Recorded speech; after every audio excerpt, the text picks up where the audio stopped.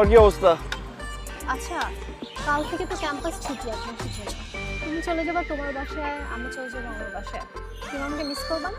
Miss করবো না কেন, অবশ্যই করবো। রোমান্টিক ভাবে বল।